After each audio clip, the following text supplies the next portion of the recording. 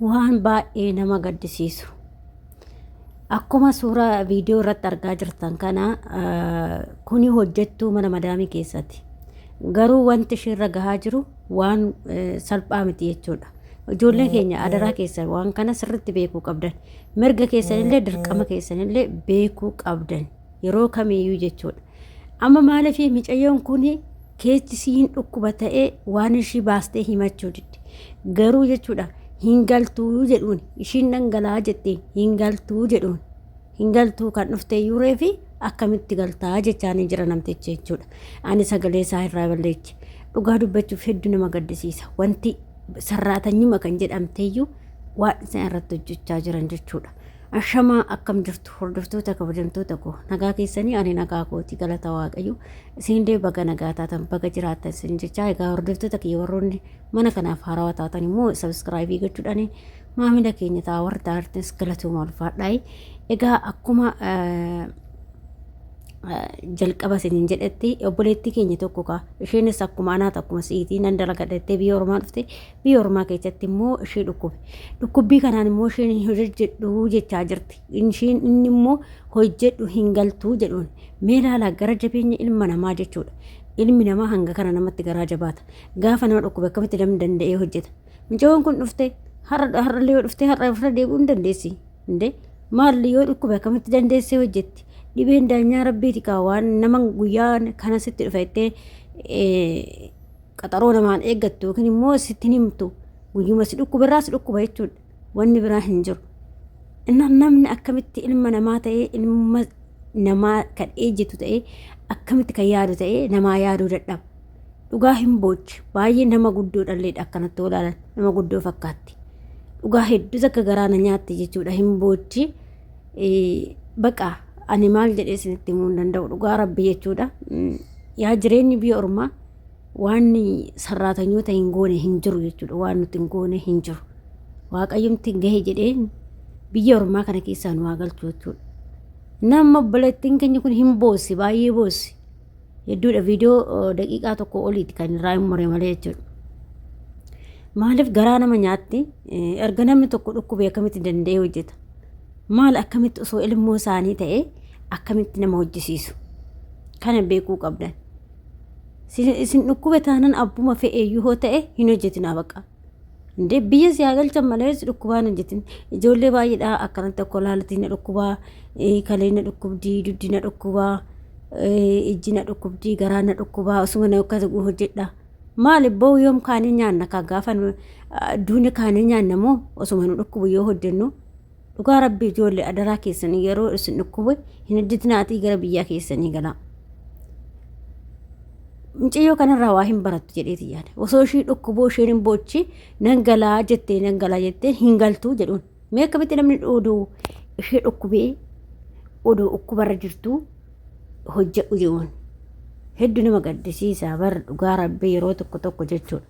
Kanaaf yeroo isin dhukkubeetti hin hojjetin asin abbaa fedhe maanta hin hojjetin maal ibboo gaafa achi du'anii ka'an nyaachuun hin jiru bar duutee kaatee nyaachuun hin jiru bar gaafa jiraatte nyaattaa kana hojjenne kana gaafa jiraanne nyaanna malee gaafa duuni nyaannu bar gannee tokko biraa deemna duuniyaan kan tuudha.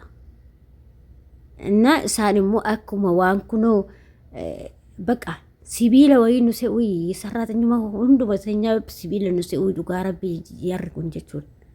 Biyyuma hundaame waan araba taate sibiiluma nu seetii dhugaa rabbii nuti jechuudha. Nutis ilmuma namaati isaan dhugaa rabbii namarraa uumamnis. Amma erga sarraatanyaan takka nan dadhabe jettee dirqama isaaniitti biyya galchuun yookiin immoo sarraatanyaa isa yaalchisuun dirqama. Isaan yaalchisanis yoo sarraatanyaan xiqqishuma yoo sarraatanyaanii na dhukkube jette kiniinii kennuufi. Siinii galee kiniinii kennuufi yoo sarraatanyaan dhukkuba jennaan kiniinii kennuufi. Kiniinuma waliyyuun beektu kan mataa ta'ee kan garaa ta'ee kan dugdaa ta'ee kan harree ta'ee kan fardaa ta'ee hin beektu bar ittuma kennuu bichaadha. Isaan jechuudha. Garuu gaafa daa'imti isaanii xiqqishumallee mataan dhukkube fuudhaniituma garaa kiniitiif fiigu. Dhugaa rabbii ani ofii kiyyaana argee jira. Waanuma baqa sila nuti haati keenya abbaan keenya mee akkasumatti nu laalu akkuma isaan ilmoo isaan ilaalu ganii nuti hoo akka waa saree nu sareedhaa biyya ormaatti kabajaa qabdi nuti kabajaa dhabne jechuudha. Biyya gurguddattitti saree nu sadarkaa lammaffaa moo sadaffaa irratti ijoo nuti immoo sadarkaa isaan illee danqan jara kana biratti jechuudha. Inde biyya guddatte keessatti saree nuun kabajamti biyya arabaa keessatti garuu ilma namaa ta'ee isaan ta'ee kabajamuu dhabne. Nuuf naamuu dhabe. Jarri kun nuun jaalatanii birrii jaalatu dhugaa rabbii birrii jaalatu malee nuun jaalatan dhugaa waaqas hin birrii jaalatu nuun jaalatan hanga ilmoo isaaniitii fi birrii jaalatan waan biraan jaalatan dhugaa waaqa eebaan ilmoo isaaniitii fi birrii isaanii qallaan jaalatan garuu nuti hin jaalatan maaliif akka ta'e hin beeku. Innaan kanaaf adaraa keessan gaafa sin dhukkubu hin hojjetinaa. Rabbi hin hojjetinaa biirootti sin deebisan yookiin immoo biyya sin galchan. Maaliif ba'u gaafa du'anii kaanii nyaatanii gaafuma jiran kaanii nyaatanii jechuudha. Eessattuu ijoolleen haaraa dhuftan sin dhukkubatan hin hojjetinaa. Kiniifi akkamiidha sin adeeman. Dirqama keessattuu ijoolleen kontiraata jirtan marga qabdan. Akkamiidhaan adeeman hin fudhatanaa baradoon isaanii maali isaanii jedhan kan. Maaliif dhugaa rabbi hin beektan bar sanuu ijoollee baratte yoo ta'e malee warra baratee akkas walii beeku dubbisa beeku ta'e malee amma kiniini mataati fi kiniini garaatu waliin beektan amma dhugaa dubbachuuf mee namni beektanii jirtu hin beektan kiniini garaa fi kiniini mataa jechuudha addaan hin beektan. Kiniinumti mataa kun waan isa baay'eetu jira. Sadarkaa sadii hin beekan kiniini mataa kana kan garaati illee hin beeku. Kan qoonqoo gisee qufaasi qabeellee hin beeku. Dhugaa dubbachuuf hin beektan odoo amma saayinsiitti kan ibsu liqimsuu bichaadha. Garuu innuu aanataa qaba. Kama liqimsiin jetti. Kana liqimsiin jetti booda. Dhugaa rabbi akkamitti kan beektu malee kan beekne nama liqimsiti. Kan mataa tettee kan garaa sii kennuu dandeessi. Kan garaa jettee kan mataa sii kennuu dandeessi. Ishiin maayidaan qabdu kaa maaliif ilmoo ofiitii miti waan ta'eef siin naatu. Kanaaf ofii eeggachaa deemaa. Dhugaa rabbii ofii eeggadhaa. Jarri kiniinuma namatti arti malee kiniin nama hin deemtu. Mataa liqimsi kana liqimsi hin jedhu bar akka waan ofii isaanii doktora ta'anii nu maranii nu arganii wayi garuu gaafa ilmoo isaanii fiigichaan hoolaa amma warroonni hoolaa qaban yookiin immoo re'oota qaban beektanii re'eeta akka hin dhukkuba jennaan halkan maqixxee kana wannaan itti bilbilee amalii itti bilbilee fiigicha maa halkan qixxee kana fiiganii makiinadhaan dhaqani akimiidhaan dhaqu garuu nuti doositti gaggabaa jiraanne akimiin hin dhaqan jechuudha. Garaagarummaa nuyi fi wanna daa'ima isaaniitii fi horii isaaniitu garaagaraa jechuudha.